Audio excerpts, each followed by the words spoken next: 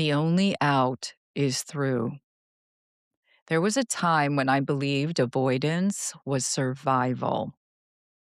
If something hurt, I distracted myself. If something scared me, I delayed it. If something overwhelmed me, I convinced myself it would pass on its own. Sometimes it did, but most of the time, it waited. And eventually, whatever I was avoiding showed up again, usually louder, usually heavier, usually at a time when I felt even less prepared to handle it.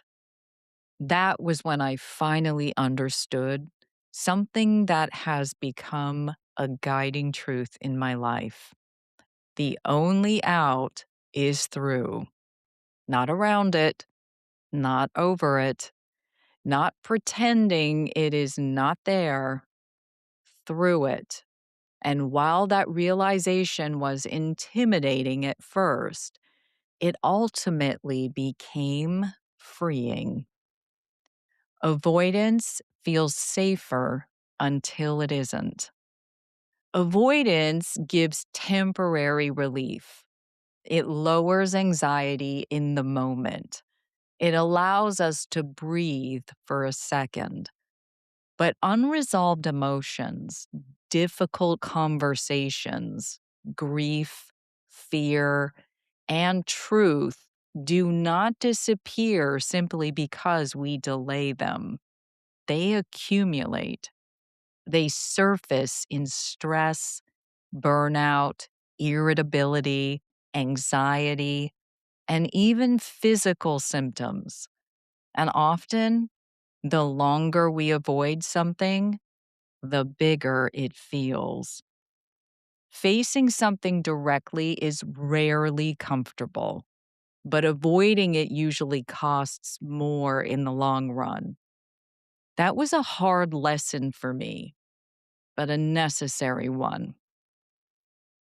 Growth lives on the other side of discomfort. Every meaningful shift in my life required walking through discomfort, healing, honest conversations, setting boundaries, admitting mistakes, asking for help, letting go of relationships that no longer served me, even allowing joy again after loss. None of that happened by bypassing difficult emotions. It happened by moving through them. And while the process was not always graceful, it was transformative because growth rarely happens in comfort zones. It happens when we face what we would rather avoid. Emotional courage builds emotional strength. Courage is often misunderstood. People assume it means fearlessness, but most of the courageous choices I have made happened while I was afraid.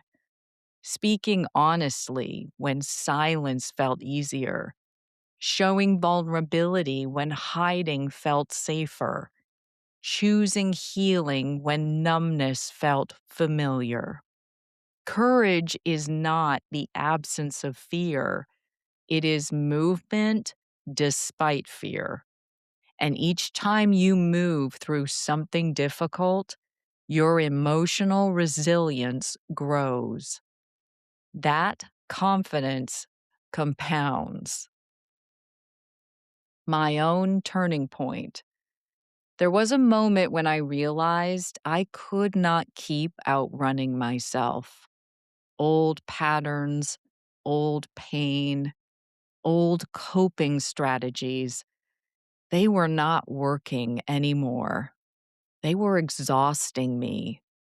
So I made a choice not to rush healing, not to force perfection, just to start walking through what I had been avoiding. Therapy, honest conversations, self reflection, accountability, forgiveness. It was uncomfortable, sometimes painful, occasionally messy, but it was also liberating because each step forward reduced the weight I had been carrying. Through does not mean alone. One important clarification: moving through something does not mean you have to do it alone. Support matters. Friends, family, therapists, mentors, community, shared experiences. Connection often makes difficult processes more manageable. It provides perspective, encouragement, and accountability. Strength is not in isolation. Strength is allowing support while doing the work. And that combination is powerful. Progress is not linear. There were days I felt strong, days I felt exhausted, days I felt hopeful, days I felt overwhelmed. That fluctuation is normal. Healing is rarely a straight line, it is often a spiral. You revisit themes at deeper levels, you grow gradually, you build resilience incrementally. The key is movement. Even slow movement counts.